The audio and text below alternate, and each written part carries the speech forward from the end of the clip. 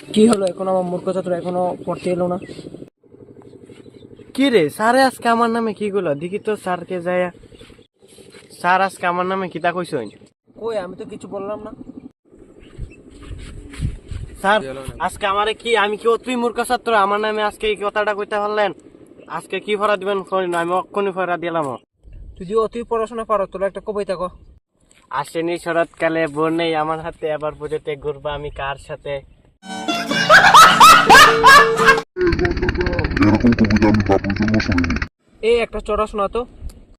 আতা গাছে তো তারপর কি নারকেল গাছের ডাব, সপ্তাহ সপ্তাহ বয়ফ্রেন্ড পাল্টানো মেয়েদের স্বভাব। বলতো পার্সোনাল আর সিকিউরিটির মধ্যে পার্থক্য কি?